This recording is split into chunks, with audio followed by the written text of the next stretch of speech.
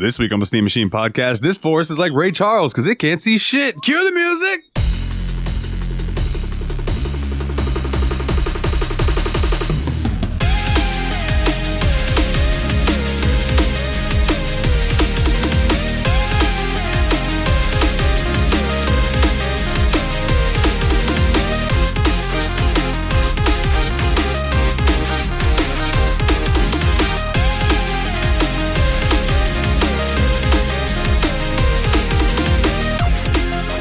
Hey everybody, welcome to another episode of the Steam Machine Podcast. My name is Dalton, and joining me, as always, are the Destructo Bros. Hey, it's Nate. I'm here. They're both here. And we have a guest, gentlemen. We have a guest, Yes. one of our umbrella people. I guess, I don't know, I worded that all kinds One of of our wrong, but he is umbrella people. Nice. One of our umbrella people, yes. He is. From the Umbrella Corporation himself, the inventor of Resident Evil. We have Team Retro, Mikolov. How you doing, buddy? I'm doing good. I wanted to make it on my bucket list that I would guest star on the Steam Machine Podcast and actually beat a game. And my friends, I have done Hell it. yeah. Yay! Oh yeah, that's what's up. That's what's up. Before we get to that, let's go with what you guys have been up to the past 2 weeks or so, and I'll go counterclockwise. Willie, how have you been doing? What have you been up to these past 2 weeks, my brother? I'm good. I filed my taxes literally like 24 hours before the end of time that I could do that, which is weird because usually I do that as early as possible, but you know, it happens.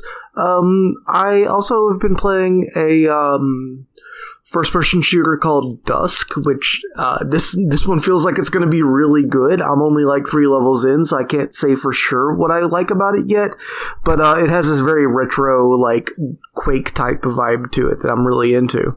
Oh yeah, and you got that was that Boomer Shooter bundle, right? Yes, it was from the Boomer Shooter bundle that was on Humble Bundle about 1 year ago. It had Dusk and Medieval, and several other games, but those were like the Ion Fury and a couple other games in that type of vein. So I don't know. I'm looking forward to playing through all of them, but you know, I just thought I'd lead off with Dusk because the devs of Dusk, New Blood, are really cool, and I just thought I would check them out, and having a great time so far. Cool, man. I look forward to hearing more about that. Is that all? Oh, okay. Yeah.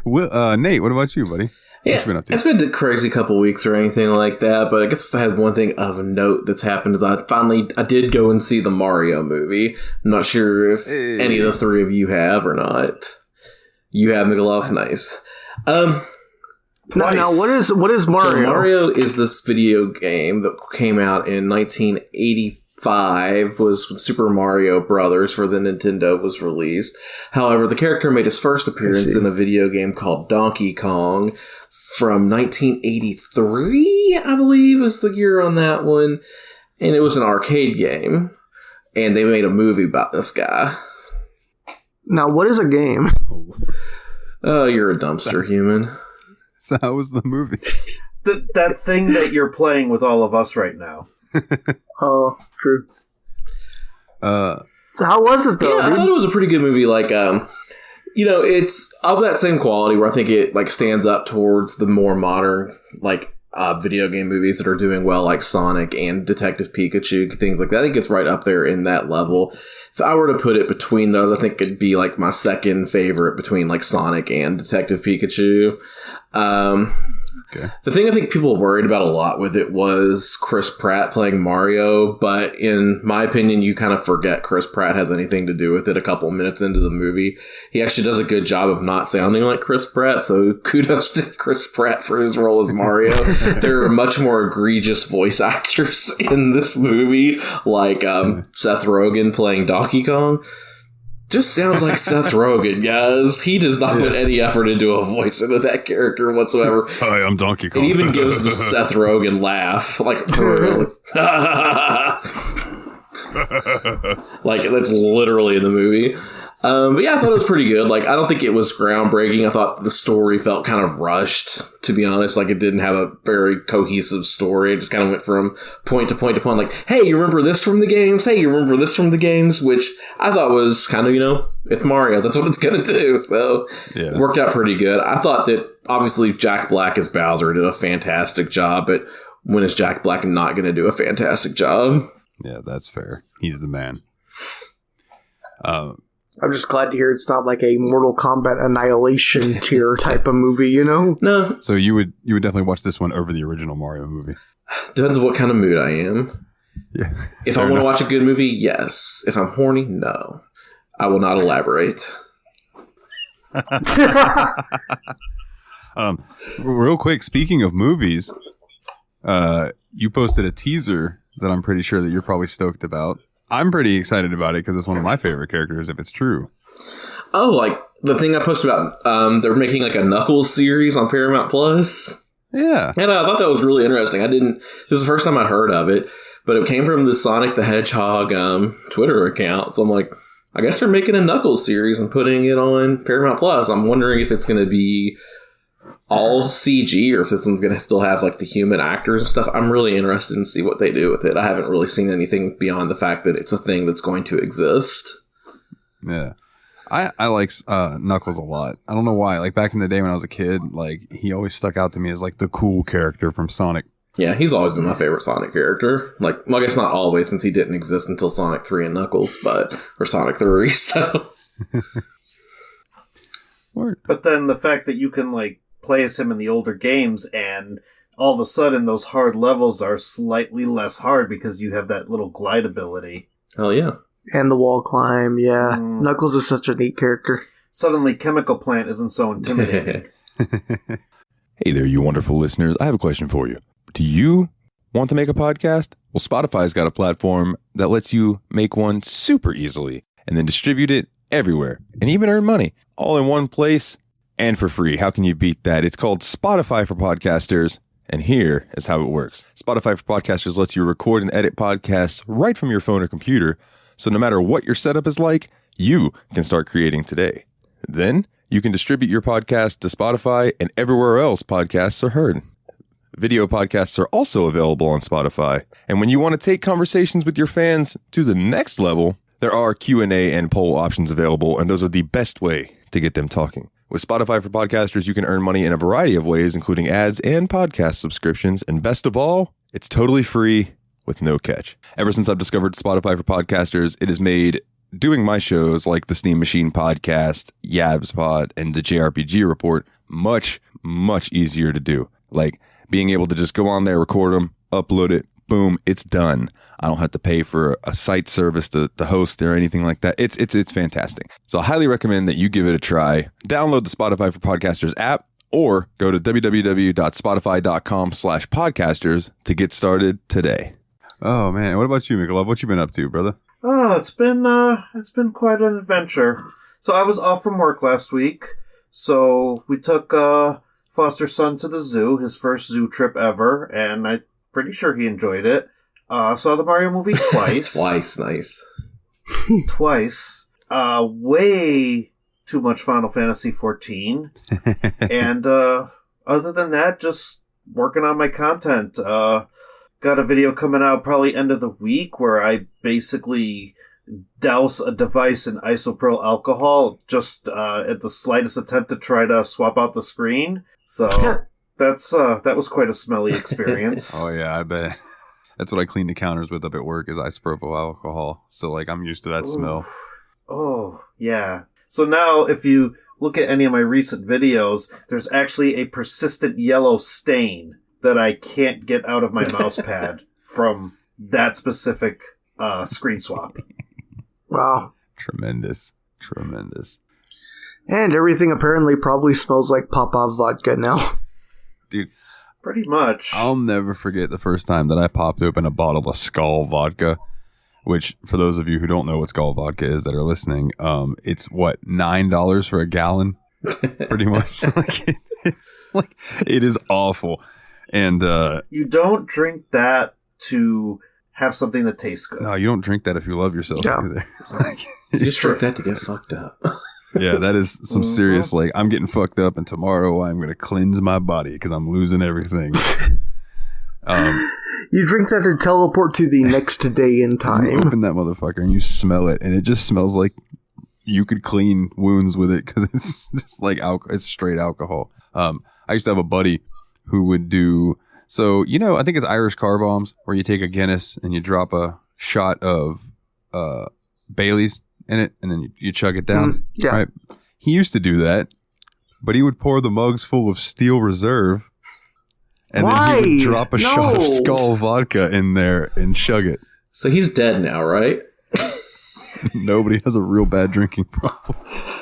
Well, that was clear from the first part of the story. Dude, that guy, I've seen that guy. Horrified. I watched him freak out one night and he just started kicking his toilet until it broke off the ring and the water started spraying everywhere. Yeah, that guy's got issues. Sounds like a cool dude. I've done that net hack before. Call the Mario Brothers. Yeah. Oh man. But yeah, I've been works, dude. I'm not gonna get into it hardcore because I ranted heavy about this on Yapspod this week. Go check out yet another BS podcast. But dude, work is going to hell in a handbasket real quick. Like people are dropping out, like people are quitting, other people want to quit, people are putting their 2 weeks in, and I'm like, dude, we don't have enough people as it is. What the fuck is everybody doing? It's getting ridiculous. But yeah. Other than that, I started Days Gone tonight, just checking it out. Seems like it's going to be a pretty chill game. Well, I say chill. It's post-apocalyptic. There's quote-unquote freakers everywhere. They're totally not zombies for copyright reasons. What copyright? No one has a copyright on zombie. You can't say the Z word, dude. They're I remember that freakers. there's something where people don't use the words. That's why they're always called like the undead or some like, they're always something that's not zombie. I feel like it was something to do with Marvel, but I don't remember right offhand. Apparently, you can't. I think one of my favorite things I ever read was definitely a tweet that said, The Walking Dead takes place in a world where no one has ever heard the word zombie, yet Negan is a real name. Yeah. It seems interesting though. Like it started strong, so I'm interested to see where it goes. And then I've been Freakers. I can't get over that. No, that would absolutely rip me out. they're like freaks. And it's funny you said rip you out because there's another faction in the game called Rippers, and they're all like, instead of tattoos, they all cover themselves in scar designs, and they're real weird looking. They look like is it Puzzle Man, the Batman villain who's like covered in the scars because he's always cutting pieces of puzzles. I think he killed Willie. I might have, but anyways, I've also been playing. He's facepalm. I'm confused. His eyes turned into fists is what that is. He wants to punch me so bad that his eyes have turned into fists. I've also been playing a lot of 2K23 and going through. I did beat GM mode. Got all 10 trophies. So there's a weird bug, and I wonder if the patch that they released today fixed it, because I've bitched about it, and hopefully it willed it into existence. But when you had a GM mode file, if you tried to start a second one, whenever you tried to go into your first show, it would just crash every time without fail. So I was like, okay, so I completed the first season. So I deleted that file after I completed it, and now I started another one with created people in the roster too. Because the first time I went through, Blade was the only one. So now I've got everybody in there, and it didn't crash. It didn't crash, and I'm having fun with it again. And what I like too is like once you beat season mode, or once you beat the GM mode seasons, and you get all 10 trophies and you get inducted to the Hall of Fame, you can keep going. You can just keep going indefinitely, which I think is pretty cool. So I'll probably end up doing that with that file, since I've got everybody in there that I'm looking for, and go back and forth between that and Universe. And eventually I'll play the story mode. I mean, I beat the John Cena showcase. That was tremendous. I cannot, I know people have their feelings about John Cena, but John Cena's a man. Like, as a human being, John Cena's a man. There's very little reasonable criticism to have of John Cena in the year 2023. I saw a little meme the other day, and we can move on from this. That was like, when people told John Cena he only had 5 moves, he took that shit personally. And in the video, it was him doing that crazy summer, or the, it was like the Somerset flip. Sunset flip. Thank you. Jesus Christ. Somerset. I'm thinking of Elder Scrolls. Yeah, the sunset flip power bomb that he does now. Like when he used to do like just a punch, and then like the elbow, the flying thing, the 5-knuckle shuffle, and the I want to call it FU because I've been watching older wrestling, but the AA, excuse me. And now he'll actually bust out some legit wrestling moves now, because he's just like, oh, you want to say I can't wrestle? Let me show you this. Have an arm drag. Anyways, gentlemen, this week we dove into Nate's game of choice, which was Ori and the Blind Forest. And before we get into opening thoughts and anything like that, we have to, of course, because it is the obligatory Wikipedia bullshit, talk about the O-dubs. So, Ori and the Blind Forest is a platform adventure Metroidvania video game developed by Moon Studios and published by Microsoft Studios. The game was released for Windows and Xbox One in March of 2015 and for Nintendo Switch in September 2019. Players assume the control of Ori, a small white spirit, and Cian, the light and eyes of the forest spirit tree. Players are tasked to move between platforms and solve puzzles, and the game features a save system called Soul Links, which allow players to save their progress at will with limited resources, and an upgrade system that allows you to strengthen Ori's skills and abilities. So, Nate, what made you choose this? And after choosing it, what was your first impression of it? Yeah, I chose this because obviously I'd seen like picture stills and things like that from it in the past, and it looked very much like the kind of game I would like. You know, hoping for it to kind of be the game that would live up to that Hollow Knight expectations you get as a gamer that's played Hollow Knight. So when I first loaded into it, I definitely thought it was a beautiful looking game. But even right from the jump, I kind of felt like it was trying to emotionally manipulate me from a very early part in that game, which I didn't really appreciate because it felt kind of forced and fake from where they were doing it from. But from the very initial like gameplay standpoint, like it looked great and the platforming felt pretty good in the beginning. Oh yeah. Okay. And Willie, what about you? What was your first impression going into it? Like, loaded it up, started it up. I really liked a lot of the visual style that it gave me immediately, but my god, the fact that it used the font, I think it used the font Seago UI for the main thing, and I couldn't help but think I'm in a Microsoft advertisement right now. Like, it felt so Microsoft as hell the moment I joined the game. But I did enjoy the sort of, like, minimal, vague type of, I don't know, weirdly spiritual, glowy forest setup that it had going on. And I also thought that it was also a little manipulative, but I was also kind of like, I don't know. I was kind of there for it at first. All right. And Mikolov, what about you, bud? So this game has been on my backlog for a long time, which is why when Nate announced it, I was like, hey, do you guys mind?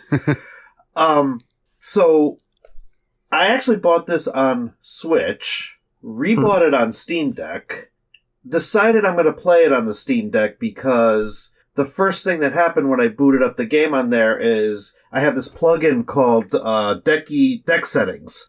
And the second I booted it up, it said, there is an optimized setting for this game. Please click here to find out what that is. So I found out what it was. I plugged the settings into the Steam Deck, took a look at my battery life, and it was like, you have 7 hours of battery life remaining to play this game. Nice. And so I'm like, okay, we're going to do this. And so I booted it up, and like, man tears within the first 5 minutes. Yeah. And I actually was okay with that because it got me invested in Ori specifically. Yeah. Because clearly, like, this game is meant to set him up as a lost child. And you feel afraid for him. Maybe it's the parent in me kicking in, but it got me invested because now I want to see what happens to him, and I actually want to keep this little kid safe. Oh, yeah, and especially because she, like, literally, she loses her parent figure, like, 5 minutes into the goddamn game. Exactly. And so you're going through that prologue, and you're like, this poor kid, like, has no idea what to do and where to go, is relying on this little tiny light bulb to kind of guide her? Or is it her? I think her, yes. Okay. To guide her, and now she has to walk into this, like, forest of evil. And you just, all you want to do, at least from my perspective, is, like, wrap her in a blanket and just make sure she gets where she needs to go. Yeah. So my this is a game that I also had on my backlog for a long time. Like, I mean, obviously we played it for the show. It was in someone's backlog on the show. But like, it's something that I've always wanted to play because I loved the look of it.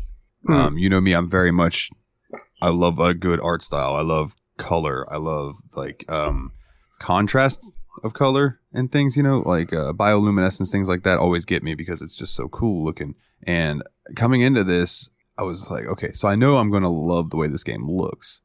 But there's that little thing that I am not very good at Metroidvania games. So that was still looming over my shoulder. So, but it's still, I loaded it up, and again, I will agree with Mikolov here. I like legit was tearing up at the beginning, and what's funny is that I didn't take it as a parental relationship. As weird as that sounds, like I took it as they were like they were like best friends. They became best friends. Okay. Big guy helped out sense. little guy would help out big guy. You know, that's how I took it. And then just that scene of like, and I don't know if it's just because of what I went through recently with Daisy or whatever, but that scene where like the person or the Ori goes in there and it's like touching and poking at the name escapes me, Naru, Yes. and trying to like get and she and just slumps over, very much hit me in the feels. And then it was like, okay, well now the game starts, and you're just like, I had to sit there for a minute and just take in what happened. And then You didn't want to leave Naru behind, huh? yeah, and then I started kind of making my way through, but that was definitely my opening thoughts on it. So Nate, since this was your choice, I'll kind of let you talk about like what would you like to talk about first? You want to go mechanics? You want to go level design? Like where would you like to kind of start the discussion at? Yeah, so I think like as it were, it's like, you know, it's another Metroidvania game. And the concept of Metroidvanias is, you know, you start off with your base character that doesn't really know how to do anything, and you continue through the game and learn new abilities that makes your character better, stronger, etc., more agile. I just wanted to lead really early on with one of the most interesting mechanics of this game, which is the fact that you do not have fixed save points. Rather, you can spend a resource to create save points. Yeah, I did think that was pretty cool. Like, I'm sorry to cut you off with that one, but I really did think that was very important because early on I felt really reticent to spend my energy to make save points, and I think I probably should have used them a lot more frequently than I did, even knowing that I should use them more often, you know? Yeah, and I think it is an important mechanic. Like you said, it's like there's a few places that there are save points that aren't generated by you, which are the soul links. But when you do create a soul link, it costs an energy point. And early in the game, you don't have very many of them, so you're trying to save them and not use them too much because you don't know when you're going to be able to refill that resource. This led to me not using it, like you said, and at times losing 10 to 15 minutes worth of gameplay because I didn't want to use a soul link because I didn't know when I'd be able to recharge it. Right. Yeah, I know that pain all too well as well. So, go ahead. Oh, go ahead. Sorry. No, go ahead, bud. I actually had the opposite problem where I wasn't using my abilities because I really wanted to create soul links and save my game. Okay, that's interesting. So you found yourself like saving more often than like how like, I did. Like I don't know. I'm trying to think. Like I would plant one every time I got to like a new area.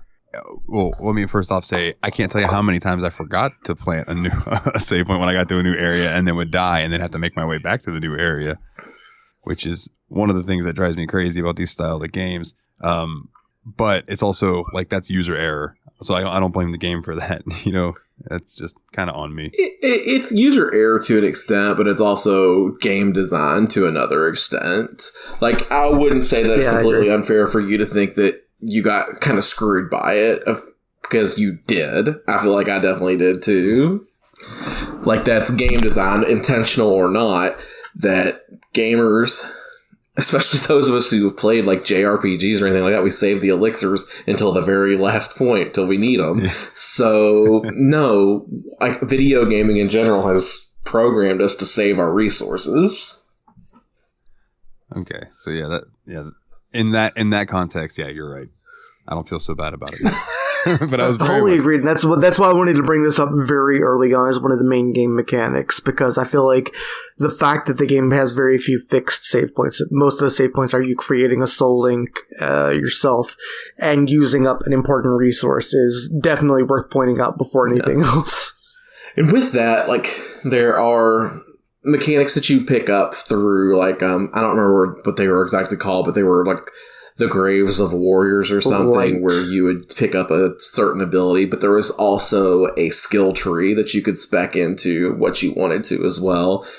I feel like those didn't add quite as much as like those Graves or whatever they were. Well, I think you said what they were actually called. Light? I think it was just the light of the characters. Yeah, the lights. Like, those really are what changed the game. Like, obviously one of them was a double jump, and there was a wall jump and things like that got added into the game as you progressed. There was, like, in the skill tree ways to, like, and change that double jump into a triple jump. Like, that did exist if you went deep enough into the skill tree. But those kind of things were fewer and far between. The one that I concentrated a lot on was making my weapon stronger. I feel like that was needed in some parts, man. They started throwing some enemies at you that took a lot of hits to kill. Yeah, and that's the thing I did want to touch on too. I thought was combat. How did you guys feel about the combat in this game? It felt weightless.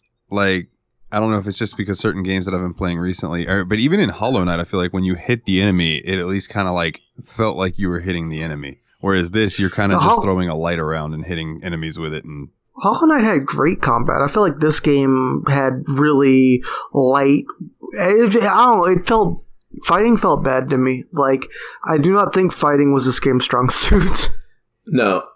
I don't think fighting was meant to be the focus. True. I think they wanted you to focus entirely on the platforming, and they just gave you some abilities to get through what they threw at you. There's no actual bosses. Like, the actual bosses in the game are the platforming segments.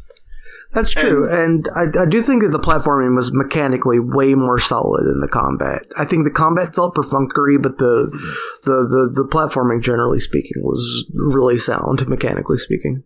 I think making the combat less than the platforming kind of hits home the fact that Ori is a child in this game. A helpless child that needs help to get through. And so it's not actually Ori doing the attacking, it's the light protecting her. Yeah, the light sucks at fighting. That's also true. yeah.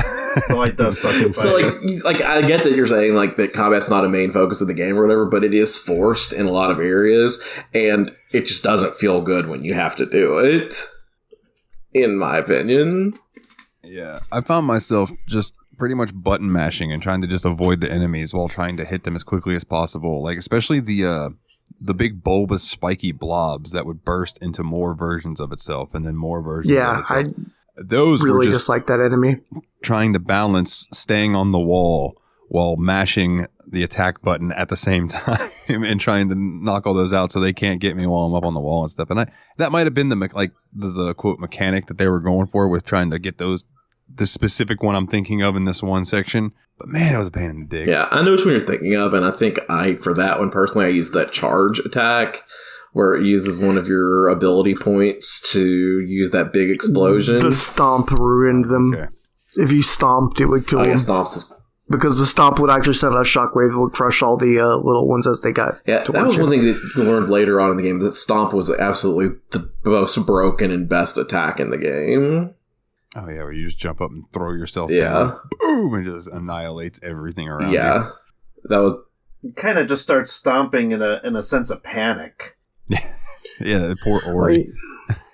Thrown. Unfortunately, I often did the stomp button when I was not trying to hit the stomp button and just sent Ori right to throw her butt entirely into spikes. So, rip. Oh, that happened to me way too often. I don't know if it was because I was using the D-pad and not the stick, but there were times where I'm like, why are you spinning and heading toward the ground right now?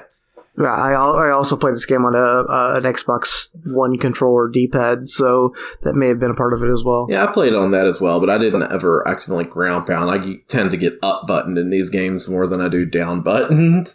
Fair enough. I actually used an Elite controller, and you can actually swap out the D-pad in that. And so I use just the regular cross D-pad for that instead of the, like, weird one that comes with the new Xbox controllers now. Yeah, like the concave one. Yeah. I will say that there were certain areas in this game where, as beautiful as this art style is, there were some set designs that I was just kind of like, I couldn't tell if it was in the forefront where if I land on that it's going to hurt me, or if it's in the background and it's like I can safely go there, you know. And there were like a couple times that got me with thorns, where after I'm like, okay, so surely I can land there, because I was able to land over there the other time. Splat, dead. Fuck. Lose 20 minutes. This was a huge problem I had too. The game didn't, like, sometimes it would make like danger spots glow or whatever, but sometimes it was really hard for me to distinguish something between being a foreground element versus just being part of the art of the game. And there was definitely one part I definitely remember where I jumped to land on this platform, but the platform was merely a foreground object, and I just plummeted. Like, that was a big problem for me in this game, was things that looked like that you could use were not usable, and things that you thought were background objects hurt you. Yeah. More often than I would like to admit that killed me, and it drove me crazy, to the point that I eventually started playing. I want you guys to know this. I played this game from about the halfway point with cheats, because I was like, I would like to get through this. I still didn't get through it. And I played with God mode. I didn't play with they had a thing where you don't take damage at all. I was like, no, I want to be able to actually take damage and know when I'm getting hit, so I can know what to avoid. I at least try to learn while I'm going through. I still died way more than I would like to admit, because falling and landing on thorns and stuff like that would still kill you. Yeah. You just didn't take damage from enemies. And it was like, so much rage. Yeah, I remember there was one particular part in this game where I died and lost about 20 minutes of gameplay, because everything was going great and wonderful. I had like a full health bar. I was doing great. And then jumped down, and this laser came out of nowhere and killed me in one hit. Oh, like, there are one-hit kill traps in this game that you don't know until you get to them. And, like, you can be chilling with a full health bar and then just get hit once and die. And it really sucks and takes the mood out of you. Oh, dude. Did you guys pause the game at one point and actually check your death count? Yeah. Yeah, constantly. I was like celebrating my 100th death and then my 200th death and so forth. I don't think I got to 300. I think I got to 200 something. Oh, 450. Wow. And I played on really? easy. I played on normal. No cheats, because I didn't know that was a thing, but I decided I was going to play it on easy just because I wanted to experience the game and have it beaten in time. And the easy was not easy. Normal wasn't either. And, like, after I beat it on normal, I did think to go in and try to play it on hard, but I decided against that pretty quickly after I started doing that. I have a question, because I forgot to mention this at the very beginning. We all played the definitive edition, right? Yeah. Yep. All right. So Yes. Did you know that there are differences Yep. in the original and the definitive edition? For listeners, quickly, the definitive edition added the area, the Blackroot Burrows and the Lost Grove. And designed to be an expansion of the game's lore, the Burrows prominently focuses on the past of Naru. And it also added the ability dash. Like, that was not in the original, which I was like, oh, I liked the dash ability. So yeah, that was just a quick little tidbit that I thought was interesting, that they actually made differences in the definitive edition. Usually it's just a graphical upgrade. Yeah, I'm glad they did that too. But I will say the one thing is, like, I've wandered into the Blackroot Burrow way earlier than I should have at one point, where the only ability I had at that point was wall jump. And I was glad I didn't use Soul Link anywhere in there, because I don't think I would have been able to make it back out. And apparently I did the same thing too, and then just stubbornly beat my head against it until I fucking got through most of it. Like, I got the dash before I got the double Which jump. is insane to me. Like, That's I impressive. didn't get those things till after I'd beaten the game, because I was like, So one thing that I've kind of, because I was doing some research about this game, one thing I've seen is that a lot of people complained that you can 100% Soul Link yourself into a spot that you cannot fucking get out of. I believe it.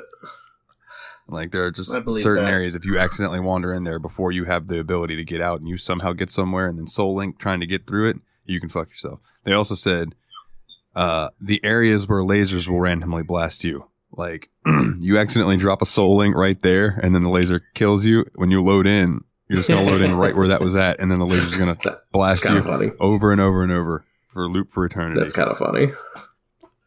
It's funny, but it's also shitty. Oh yeah, I They agree. should, I agree. not let you put them down there, but like, so that's like a gripe that people have with this game. But like, overall, if I remember right, the rating for it on Steam is like overwhelmingly positive. Did they fix or patch that in? Because every time I tried to put down a Soul Link near a laser or something that could hurt me, it actually wouldn't let me. It said something along the lines of, you can't put a Soul Link in an unsafe zone. Yeah, you're right. I do remember seeing that message as well. Maybe they made some updates to it so that wouldn't happen. That might have been a change in the definitive edition. I'll have to look more into that. But yeah, the all reviews for Ori and the Blind Forest definitive edition is overwhelmingly positive, with the recent being very positive. Okay. So I mean, the game's not bad. No, it just has some mistakes. Yeah, I agree with that. One thing I do like about the game, because I feel like we've kind of been like going through things we don't like a lot more than things that we do like at this point.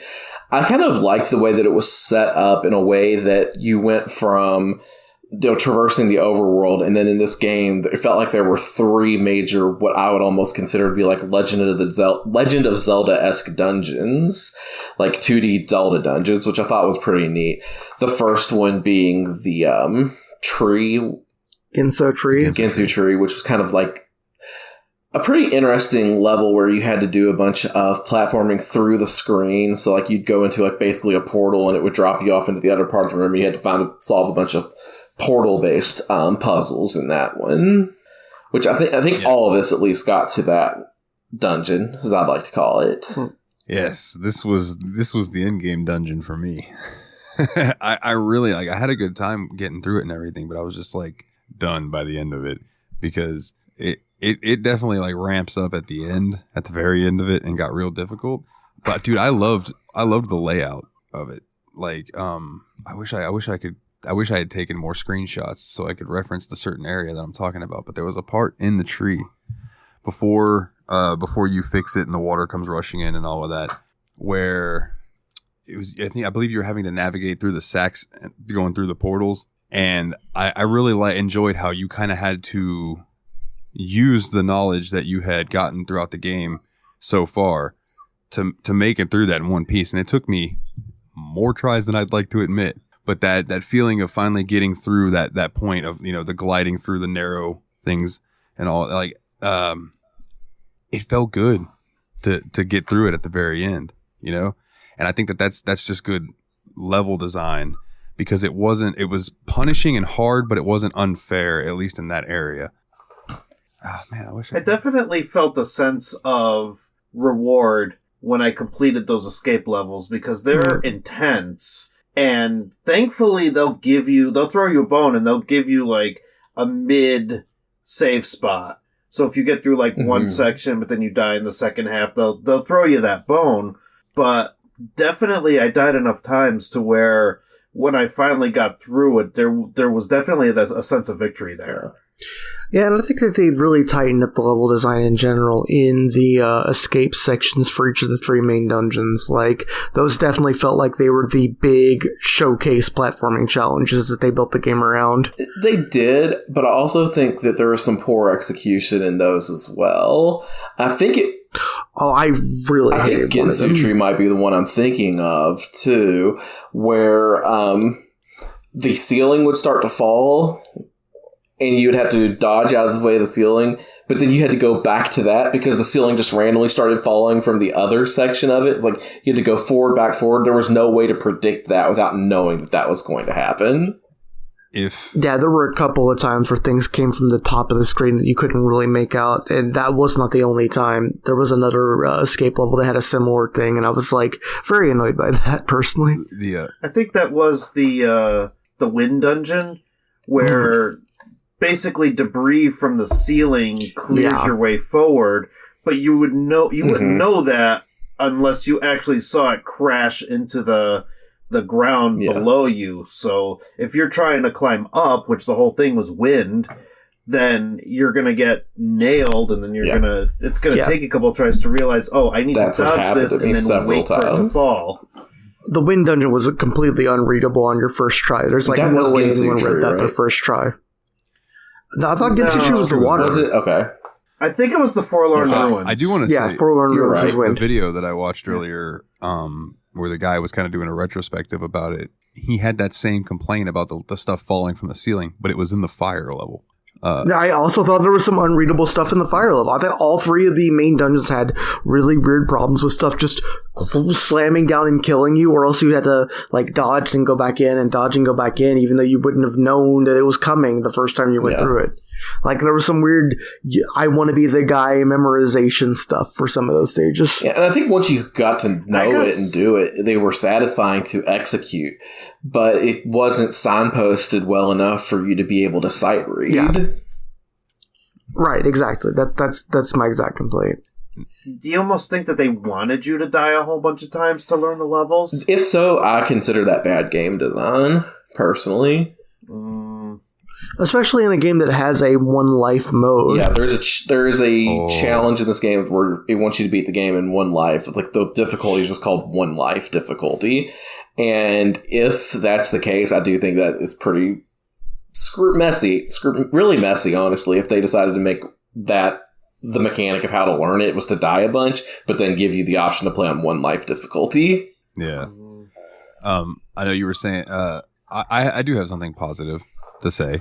I know you were mentioning that not everything was positive, but like I do like that each area that you go into feels unique. Mm-hmm. Like as far as the aesthetic, the look, like when you see certain things, like say mushrooms or that are in this certain area, they're only in that certain area. Like you don't really see them. They're not like tile setted in other spots. Yeah. You know, and now like some of the thorns and stuff. Yeah, that is what it is because those are there to harm you. But even those like tended to look slightly different in each area that you were in. And I really did appreciate that because it just kept everything fresh with each new area you'd go into. I found more things to be like, wow, that's pretty. Which I found myself saying a lot. I thought the game had a really good sense of exploration. I feel like I almost wish I wasn't the person playing the game, because if I could just enjoy the visuals of it, I would have had more fun than, like, not just the visuals, but like even the audio. Like, I think the incidental audio was really good. Not the music per se, but the, like the creaking and crackling, the organic sounds when you were like doing the platforming were really good. Like you'd run over stone and wood platforms and they sounded old and decrepit. And I really thought that added a lot to the organic feel of the environments. And I know like people who love these type of games might disagree with me, but Nate, you being the case, you might agree with me on this, but you might not, just because of the way the combat is in this game. I feel like I would have enjoyed this game a hell of a lot more if there would have been no enemies, if this was just a straight platforming puzzle game. Or if the enemies were not killable, and you used, because there's an ability in your game you get called, I think it's called the bash, that you can use to bounce off of projectiles that the enemies shoot at you, or even just bounce off the enemies. Like you said, yes, the combat was terrible, but being able to do some of the things off the enemies, like the bash projectiles kind of thing, was really cool. Like that was actually one of my favorite things I wanted to bring up in my mechanics in this game. Like the bash was one of my favorites because it was the most unique mechanic this game had. But yeah, combat, if you could, like, I wouldn't get rid of the enemies completely because of that reason. But could you replace like the enemies? Well, okay, so how about keep the shooting enemies then and get rid of the fucking like birds or like the froggy things that just jump off the fucking screen and then land on you and take all your health in one hit. Yeah. Like I don't think they added anything to the game personally, so yeah, I wouldn't mind it. But I did enjoy some of the puzzles, like having to use the shooting enemies. Like the one in specific that I can think of is where you jumped over it and you landed on the next spot that was kind of covered, and you had to get that thing to shoot at you, and then you jumped out of the way so that enemy's attack would then blow that crater open, and the enemy would come out of that. And then you did that all the way until you could have it bust through the door that you needed to go through, which I didn't mind that. And I guess if you took away enemies, that sort of puzzle wouldn't have been able to be executed, but I like the idea of blind or of what happened with the shots, but like I feel like you had to make some blind jumps sometimes towards enemies and just hope they shot at you too at a time or two, and I wasn't a big fan of that either. I think the game could have done without the random slime enemies. I think the birds were necessary. I think the shooting tentacles or in the last level the big fire spheres. And I actually liked that you can actually use the bash mechanic as a reflect for the projectiles. That took me a couple of tries, but once I realized, I just have to go the opposite direction, and then it bounced the projectiles back, I actually thought that was a pretty nifty way to do combat. It was probably one of the better combat experiences I had. And then that was even how you ended up solving one of the puzzles, too. Yeah, I liked using that to break barriers more than I liked using that in combat, personally. Like, using it to reflect the shot against the enemy, whatever, but using it to break a barricade, like, that was cool. That was legitimately very cool. Dude, that one puzzle where you had to do that and then shoot it through the portal, and then you had to haul ass up to catch it and then shoot it another direction. It took me so many tries, but when I finally got done through that thing, I was like, yes, I am all that is man. Yeah. That's funny, too, because one of the things I was going to complain about was I didn't think all the platforming puzzles, I didn't feel great about finishing. Like, once they were done, I'm like, finally, I've gotten through it, whatever. Kind of like how I felt about Crash Bandicoot.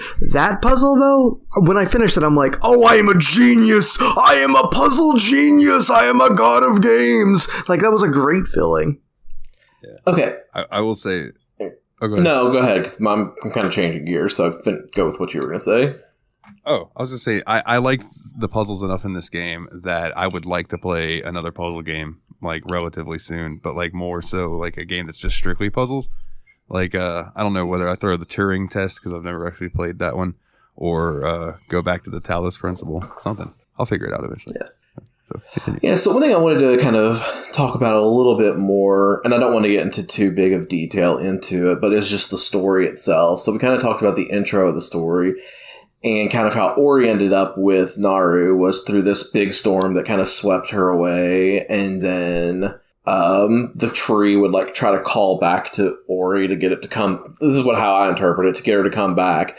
But when the tree did this big light show, it killed this owl's eggs. So the owl stole the heart of the tree to kill the forest because it killed her babies or whatever. Like, was the story that convoluted to anybody else watching it? And did anybody else feel like the owl was right? I thought that towards the end, especially, Kuro did seem really justified. Like, it was really convoluted how they got the story kicked off, in my opinion. And, like, I was a bigger fan of the owl than I was the tree by the end of the game. I genuinely thought that the plot twist was going to be that we were the bad guys all along and that Kuro was right. Okay. Just making sure I was the only one that felt that way, because, like, that's why I've, like, left at the end of this game feeling like it was really trying way too hard to emotionally manipulate me, because it tried to make me feel bad for the main character at the beginning. Then it tried to make the villain look sympathetic. And then, like, I was like, you're really trying too hard to make a Disney movie without any of the character development. So, I'm glad you said Disney movie, because on the Wikipedia it says that this game was inspired by The Lion King and Iron Giant, right? Story-wise. Now, the video I watched earlier, he commented about Kuro, the bird, and he said, by the end of this game, with about roughly 5 minutes of screen time, Kuro was the most interesting character that they had. And he said that, and you really, like, he was basically saying that he would have liked to have seen their story fleshed out more. And the way, not to jump to the ending or anything, but the way the game ends, he said that he would have liked, like, that moment to happen, and then you spend the next hour trying to get to Kuro to hash out the end, like, yada, yada, yada. He went through this whole spiel, but it kind of just, he kind of just leaves you there at the ending. I don't want to spoil the ending for anybody who really wants to play this game, but I mean, it's just... I found the story extremely convoluted and extremely disappointing by the end of it, personally. Which is what I thought this game had built itself up to be bigger than, like, say, like Hollow Knight was. It had more of this contained story that you could really attach yourself to, because Hollow Knight was kind of like lore driven, but more in the way that FromSoft does their games rather than like a story driven game. But this game was more story driven, and then the story just really let me down, which I thought was the big selling point of this game over a Hollow Knight. And see, I always at least to like me personally, the selling point of this game was always the visual of it. Like I thought that they were relying very, very hard on the way the game looked. But I also, I don't know. I liked it, but I didn't.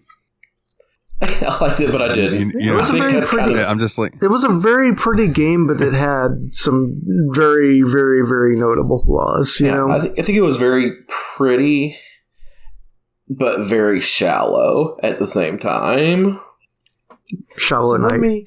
Let me ask: are you at all interested in playing the sequel after playing this game? I would like to play the sequel to this, but the sequel to this, after playing both of these games, ends up behind me wanting to play Guacamelee too. Because Guacamelee was a much more fun and well built out game than Ori and the Blind Forest to me. I feel like at least gameplay wise, I had more fun with Guacamelee for sure. Yeah, I mean, I am absolutely willing to give the people that made this game another chance. I thought they did a lot of things really well. Like I said, the incidental audio was incredible. I thought the general style of it was really pretty. I just also think that this game may have thought it was more important than it is. That's the main thing. I feel like this game had its head up its own ass. So, the worry that I had for you with No Man's Sky turned out to be true about Ori and not No Man's Sky. I was real worried you were going to be like, man, this game sniffs its own farts. But, yeah. No, it's just this game. It really wants to be it wants to be an adult version of a storybook, like a tragical, melancholic storybook, and I just don't think it pulls off all of those beats at the same time.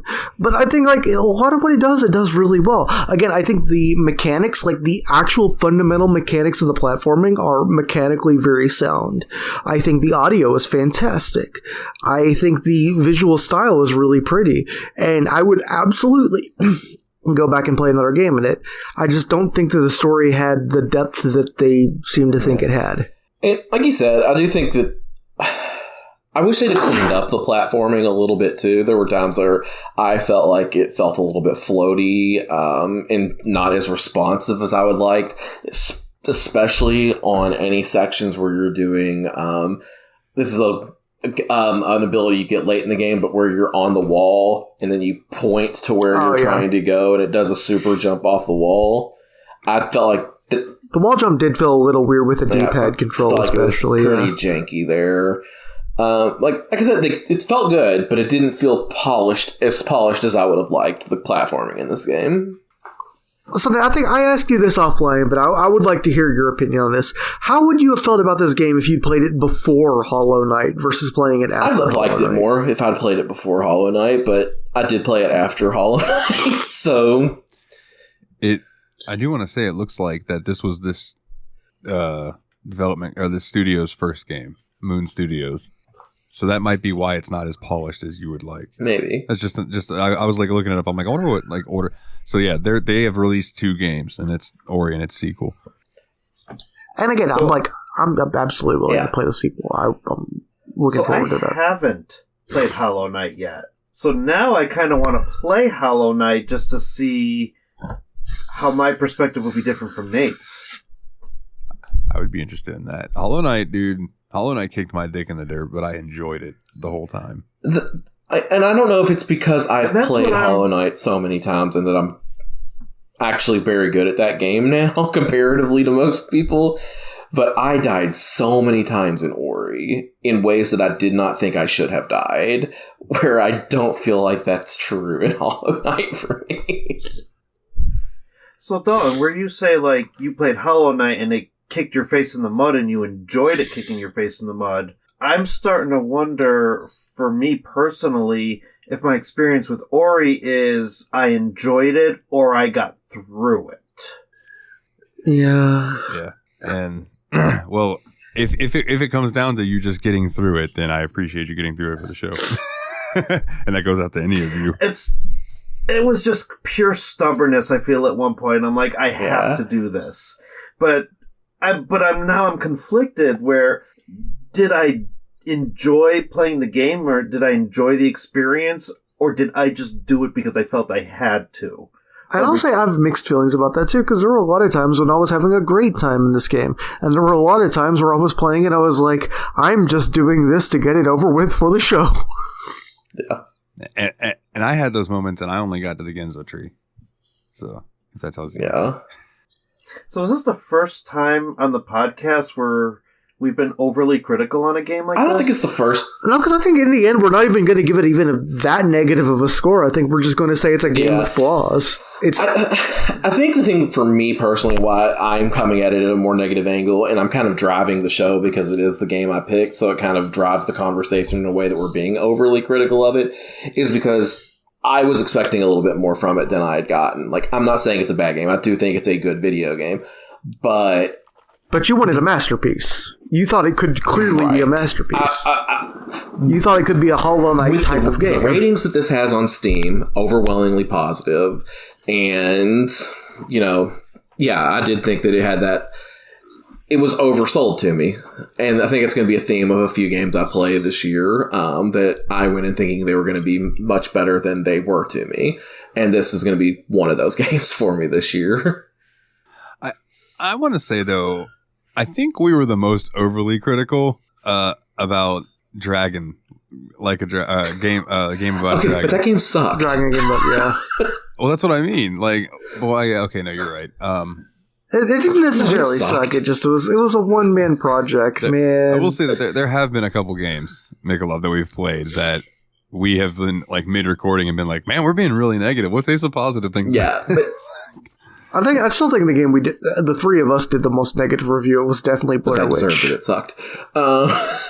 Yeah, no, that game was actually trash. But game was pants. But no, like I do think that's partially my fault, Mikolov, on this episode, because I did kind of drive the conversation and kind of brought up the things I wanted to talk about. Then I had mostly negative things to say about those things, so I think that kind of influenced the conversation on this game a little bit. No, I don't think it did, because a lot of the things that you said to lead the conversation were all thoughts that I already kind of had brewing anyways. I think the problem is that it's a beautiful precision platformer, and the ceiling is so high on that genre that when you don't meet that ceiling, it's sad. Yeah. And as far as me enjoying Hollow Knight while also it kicking my face into some mud, I never once felt like Hollow Knight was being unfair. Like, I always felt like, okay, to use the cliche, I need to get good. Yeah. Because I know this is doable. I can see in my head how this is done. I just need to figure out how to do it. Whereas there were some points in Ori where, like we were talking about, I jumped on somewhere where I thought I could land, and there just happened to be something there to kill me. Whereas in Hollow Knight, if something's there and is going to kill you, you can usually distinctively see that it is going to fuck you up. Yeah. So we want to give final thoughts and ratings? Yeah, unless there's any other big points y'all want to bring up, I think it's time for that. I'm good. All right. Well, I will start this one off then. Since I only got to the Genzo tree, or Gensu tree, I can't remember quite which one it was, but it was Genso. Genso? Okay. Love the art style. Love the way this game looked. Love the fact that like it all felt not hand-drawn, but hand-placed with care as far as the aesthetic. Not necessarily the functionality, but the aesthetic. It's great. I did like a lot of the platforming of it. I did not like the combat. And I enjoyed what parts of the story that I saw. I didn't quite get to all the stuff that you brought up that you had issues with. But what I saw, I did enjoy. I'm going to give this a 7. Just because I know that it's got its fan base. And it might just be, it's one of those games, it's just not quite for me, but it does have some mistakes, so I can't give it any higher than a 7. Okay, fair enough. I'll go ahead and go with my next. I think that this game had a lot of things that it did beautifully. I think that the visual style of it, a lot of the audio were magnificent. I think that the general meat of the platforming was really good, and yet there's just not the soul animating this game that I wanted there to be. Like, ultimately, it is just lacking what should push you through it. And I also am going to give this one 7 out of 10. All right. Nate, what about you, bud? Yeah, y'all beat me to it, because that is actually the exact score that I had planned on giving this game as well. It's like, I think it's good, not great. Do I think it deserves the overwhelmingly positive reviews it has on Steam? No. But if I were to give this a rating on Steam, would I give it a recommend or not recommend to other players? I would give it a yes, a recommend. So that would bring that score up as well. So it's just an interesting concept. So yeah, for me, it is 7 map stones out of 10 keystones. Not Keystone, Florida. Oh, yeah. Yeah, not anywhere but here. Anywhere but here. It's one of those games, quickly, before we get into Michelov's, I wish that there was, like, the middle of the road selection on Steam. Like, I feel like that would really help. Because when you get, like, because, you know, you have very positive, and then you have positive, you have negative, and then you have mixed, when it's, like, a mixture of the two. But, like, why not have a mid that'd be, like, a mixed section? That's just how you feel about it. I feel mixed about this game, so here's why. Yeah. But I guess people would exploit that like they do with negatives, where they just give it a negative and write poop or something as the review. And yeah. What about you, Mikolov? What do you feel about this game? So I'm glad I played it. It was an experience. It was an experience that I'm not upset that I had. I do think that this game does have a lot of mistakes. I do like the character of Ori herself. I think they do a very good job of making us care about her and her safety and wanting her well-being. Without spoiling, I think something happened in the ending that didn't need to happen. Like, it was feel good, but it was also kind of tacked on and unnecessary. Like, I almost feel it took away from some of the sadness of the game. But at the same time, I kind of understand why they did it, because it was a turning point for one of the major characters. Right. So I get it, but at the same time, I think there was probably a better way that plot point could have been put across without taking away this coming of age setup that they were trying to go for. And I think even playing on easy, the game was just unnecessarily hard at times. Like, not hard, like you were saying earlier, not hard but fair, but hard because of mechanical errors or control issues, or just they made the platforming just a little bit more difficult than it needed to be. So I think I'm also going to give it a 7, just because it does get some things right, and I think it does set itself up nicely for a sequel. But the journey to get there may not necessarily be a journey that you're going to enjoy. It's just something that you're getting through because there might be better on the horizon. So I'm gonna go with 7 Oris out of 10 Narus. And again, to reiterate on what you said, like, I don't regret playing this game at all. I think what it did well, it did superbly well. I just wish it had done more things as well as the things that it did an awesome job at. Yeah. And it kind of makes you hope that maybe they learned from this in the sequel. Yeah. And going into playing the sequel in the future, you know, maybe we're set up for a better experience now that we've played the first game. For sure. Maybe. Hopefully. All right. Well, then that leads us into fan questions. Give Willie some time to ponder his host pick. Yeah. All right. So let's dive on into them. So we saved a few from last time because our old buddy Jeff was sleepy. So we have a few from the last episode as well that we didn't get to. So this first one comes in from our buddy Aries or Adam. He says, I'm trying hard to play games without an achievement guide or going back to up achievements. What would you say is a gaming vice / something you would want to change about the way you game? Oh, easy. Easy. I wish I was not always driven to saving all of my fucking items till the end of the game. True story. I wish I could give that up. I wish I didn't care about my matchmaking rating in games that I'm not even very good at. Yeah. That's fair.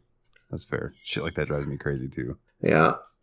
I need to get over my incessant habit of having to 100% games.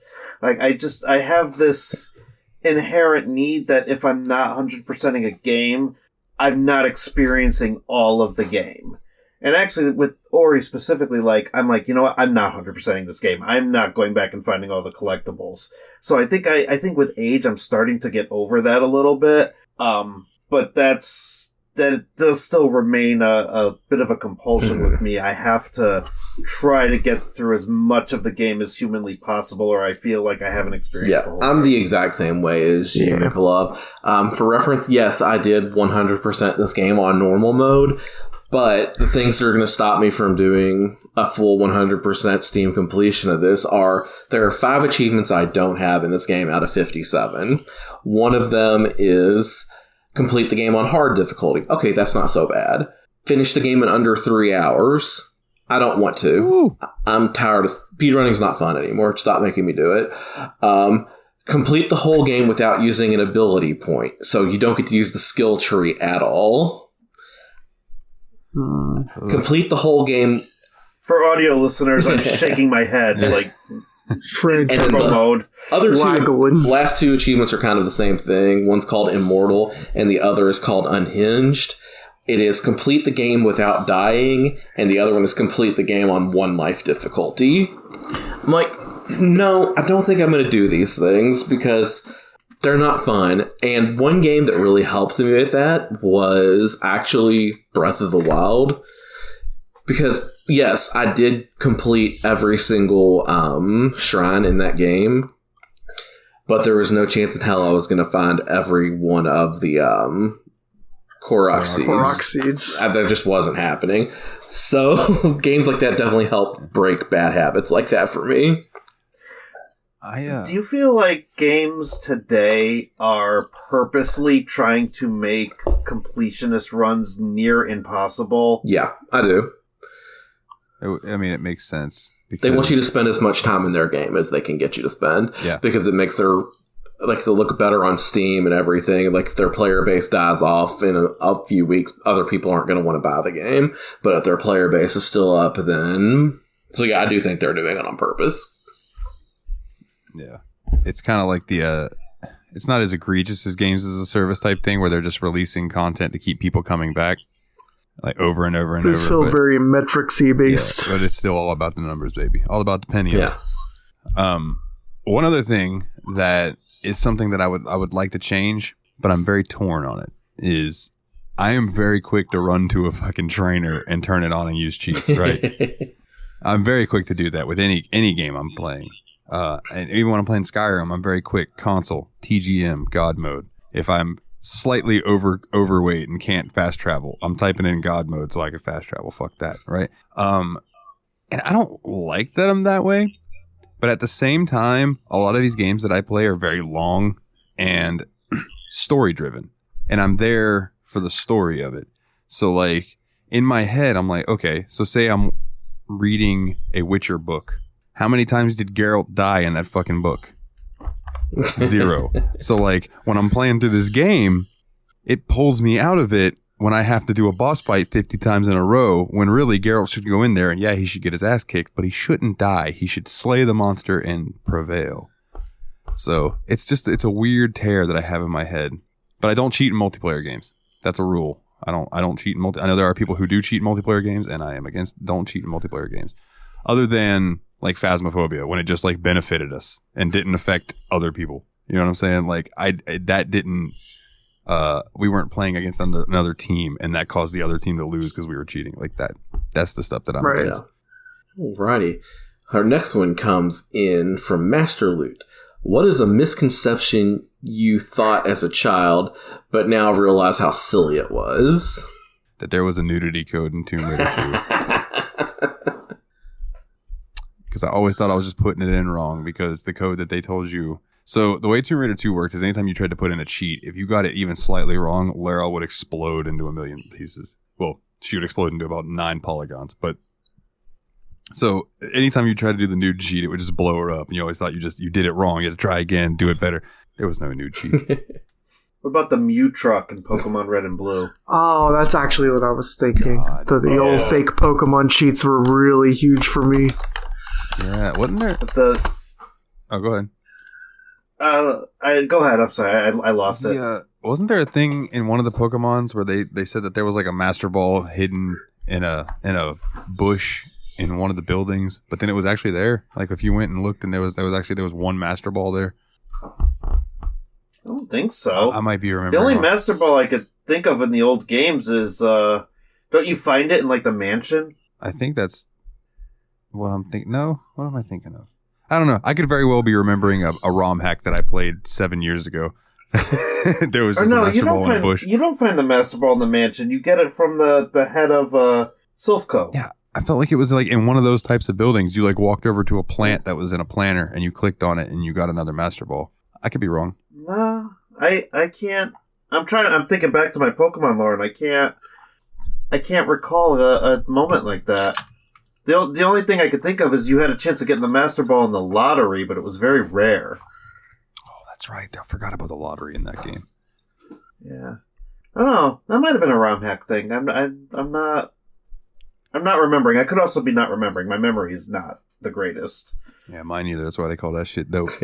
What about you boys? Yeah, so for me, there's this one sprite from Final Fantasy 1 for the NES that I completely saw wrong until I was about 20-something years old. I'll post this in out of context too, but this sprite for the Imp, which is like the first enemy in Final Fantasy 1. I don't know if you guys see it the way you're supposed to or not, but for me, this dude looks like he's got a big-ass pompadour on his head with two horns coming off the side. That's wrong. That's not what it actually looks like. And I just saw this sprite completely incorrectly through my entire childhood, and now I wish I never saw what it's supposed to look like, because it's so much cooler the way I see it in my head. Like, dude's just got the Johnny Bravo. Thank you very much. Hey, I are those horns Yes. coming out of his head? And then he is wearing like almost like a Link type hat. Okay, that's my interpretation. You He's have got a knife correct in his hand. interpretation. Okay. Oh, what was it? There was what was it? It was one of those older games back in the day where I couldn't tell that homeboy's face. Oh, it was in Final Fantasy VIII. The gatekeeper, when you're going in and out of Balamb Garden, the guy that you can play cards with who watches the front gate thing, who's in the little glass room, always thought that he was just some young punk kid that was there watching the thing. But if you play it now with the HD Final Fantasy VIII release, you see that it's an old man. And I was wrong. Nice. What about you, Will? like I said, it was just literally Pokemon things I was thinking of too, like the old school getting fooled by the old Pokemon tricks. Right. So this next question comes in from some dork, I think. This is from Team Retrog, actually. At what point...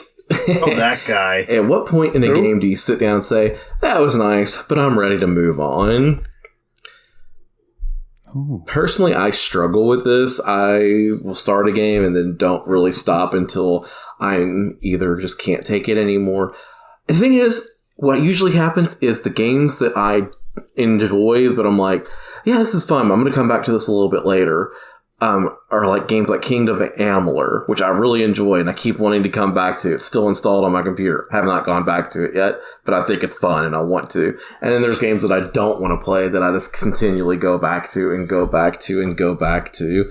It's one of the most annoying things about myself. Maybe that should have been my answer for Adam's question too, because it's like, some games I play I don't want to play, but I just keep going back, man. How do you stop? Man, I'm kind of with you. Like, I don't. If you remember when I was streaming like Doom 2 stuff a lot, like I literally played like Fast Monsters level map 10 of Doom 2 like for 3 hours straight, and I didn't even care that I died every time. Like, I'm willing to bang my head against a door for forever as long as I'm having fun. I think usually the point that I'm ready to like move on from a game is if I roll credits and I feel satisfied with the amount of side quests that I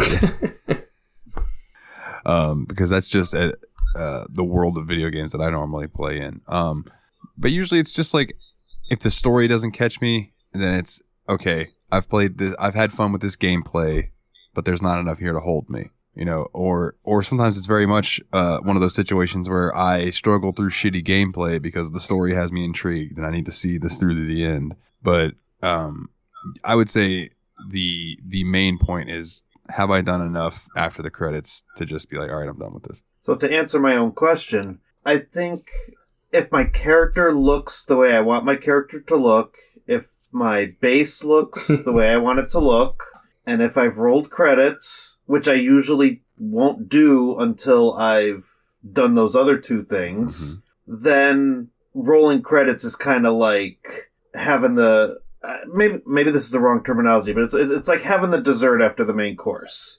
You know, you're satisfied, you've gotten your little bit extra, and you're ready to just like pay the check and leave the restaurant. And that's actually why I'm taking my time with the main story of Final Fantasy XIV, because I'm enjoying just doing stuff in that game. Like leveling up my characters. I've got a little apartment that I'm like putting furniture in. And I feel like if I roll credits on that final expansion, then I'm suddenly not going to want to go back and do those other things. I'm going to feel satisfied and ready to cancel my sub and move on. So, you know, for me, I feel like once, you know, I have this awesome character with a great house and whatever stats I need them to have, then I'm ready to say, you know what? Great experience. Let's find something else. You know, it's funny you mentioned that, because I've had that moment with Ark more than a few times. Last time I played Ark, it was like my character had decent armor, and I built my my base near this like cliff cove, right? And in Ark, there are these things that drop down from the sky that are like these pods that glow really bright light. And one kept dropping across this cove.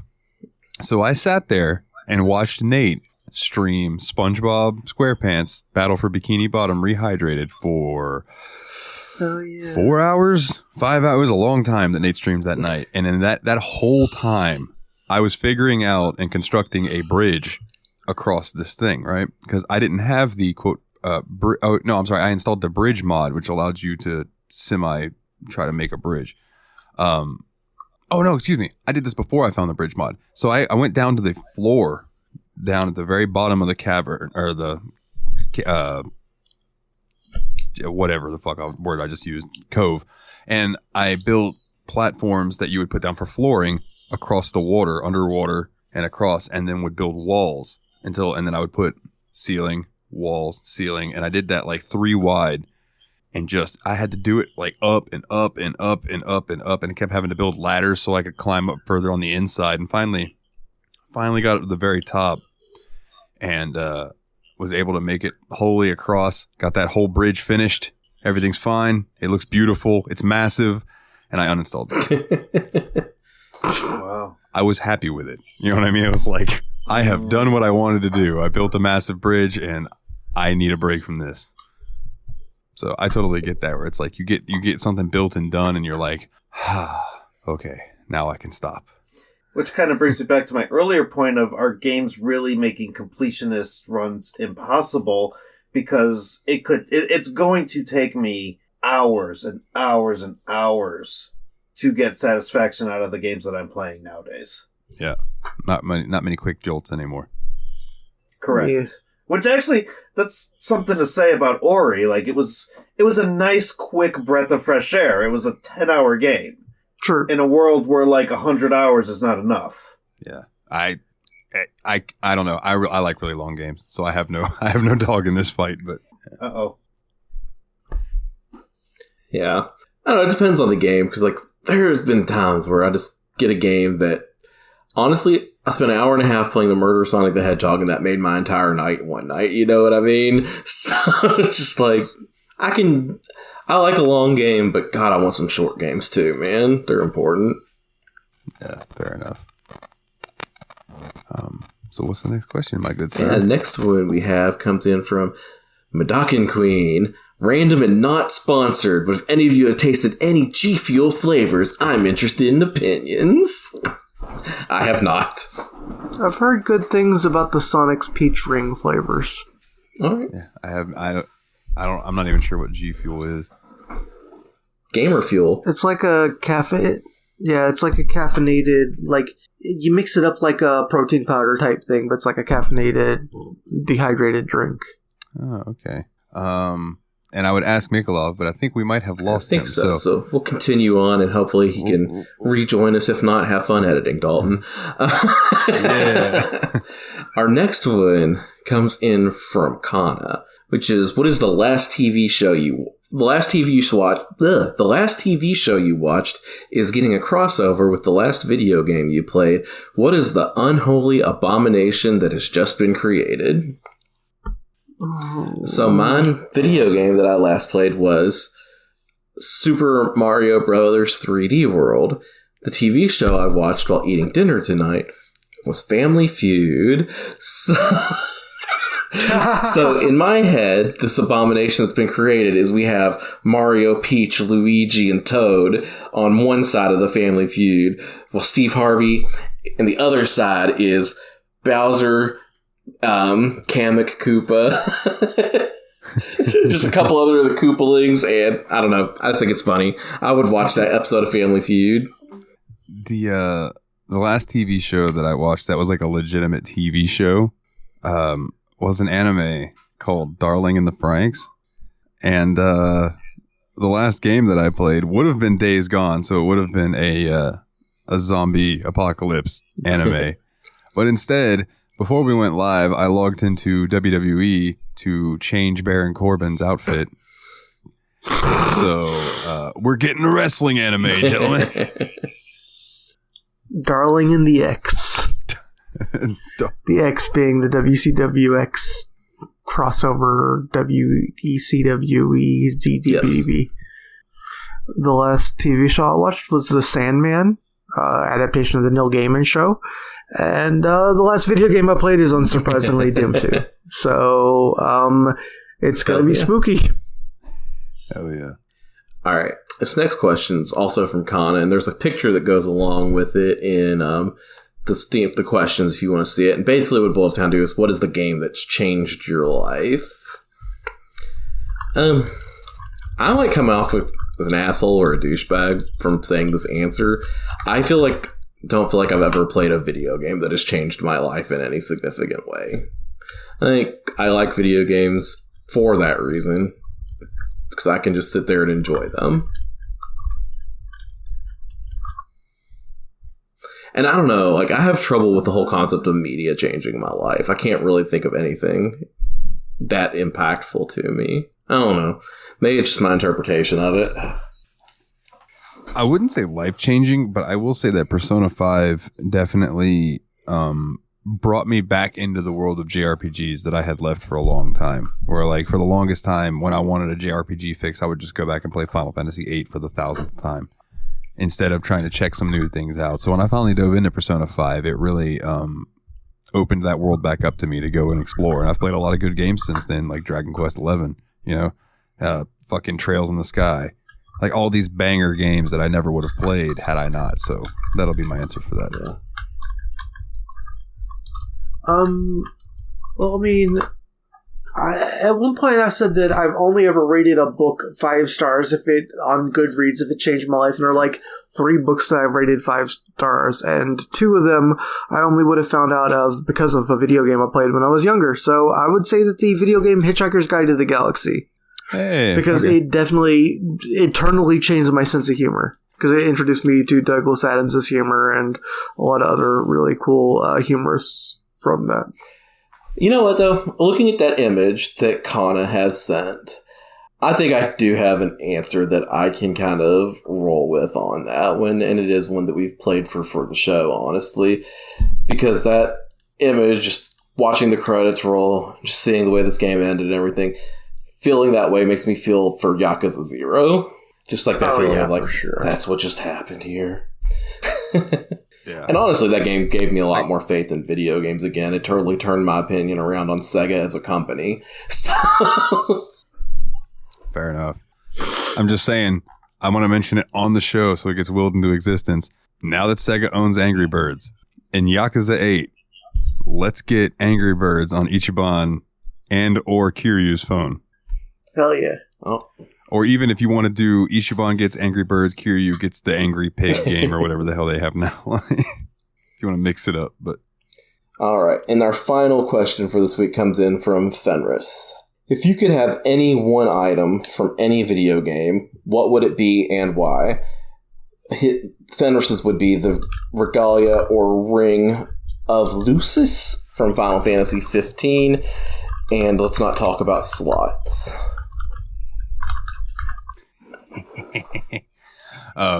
Dude, the regalia is really cool because the regalia is like you'd be driving it around and you need to fly, you just fly.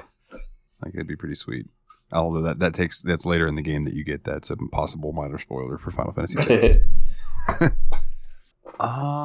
So I answered this on Yabspot as well, and I think I have to give the same answer because they're just so cool. And technically it's from a game.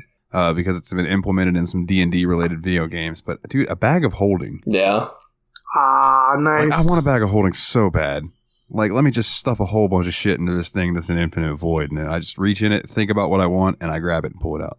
Yes, please. I'm going to cheat because mine isn't one item. It's 7 items. Give me the Chaos Emeralds. The Dragon Balls? I'm taking over the world. No, I'm not the hero. I am the robotic. Dr. Nathan Robotnik. I want the Ice Brand from Final Fantasy IV because that's what my screen name is based on. Hell yeah. Hang it up on the wall. Be badass. It's just a sword. It's cold. It's a cold it hurts sword. people. Yeah. It's a sword of cold. I feel like it'd be nice to hang that on the wall because then you could just walk over to it with a drink and just Yeah, put the tip of the sword in the drink. Just the tip. And it fucking cool it off. Yeah, just the tip. You don't want to go in there too far.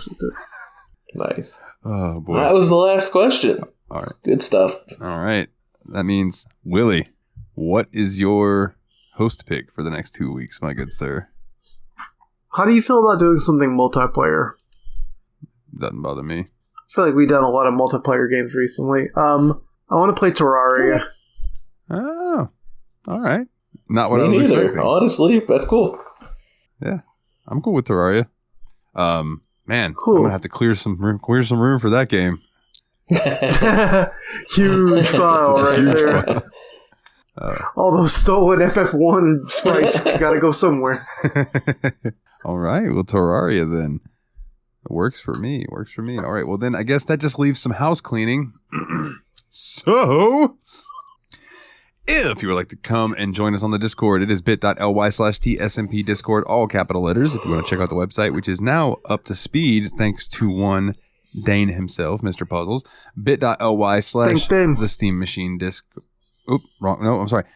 bit.ly/the Steam Machine Podcast. Excuse me. And if you would like to support the show, which would mean a shitload, it really helps me out a lot. Actually helps me pay for my insurance. So that's super sweet. Patreon.com/the Steam Machine Podcast. And if you donate $10 or more, you can get your name read out like these wonderful people. Nate Sir Cogsworth, the 7th of Juniper, Jeff, the original expendable, Mr. Syllables, old Jeffy Loop himself, Eraser Adam, shout out to his podcast, Revival and Extinction, James, the Steam Machine, Hall Monitor Hall, and Team Retrogue. Go check him out on YouTube. And while he did drop tears, I'm still going to include him because he keeps our websites up to date, and he's the man, and that is one Mr. Puzzles Dane himself. You guys all rock. Thanks. Thank you very, very much for your support and all that you do. We appreciate it very, very much. And if you would go check out our merch store, it is tsmpproductions.threadless.com. Get you a shirt with our logo on it. That would be pretty sweet. And then send us a picture with you showing it off. That would be cool. If you like the music from the show, nowthenightmare.bandcamp.com is where you can check out all of my electronic music. And if you would, please leave us a 5-star review wherever you get your podcasts. iTunes and Spotify, though, specifically. Boys, that about does it, man. So back here in 2 weeks for some Terrarin. We're going to be doing some Terrarin in the Terraria. Maybe we'll even build a terrarium. Yay. That's enough of my stupidity. As always, y'all. I'm so sleepy. I'm going to bed. Y'all For take me care. and the Destructo Bros. Take it easy.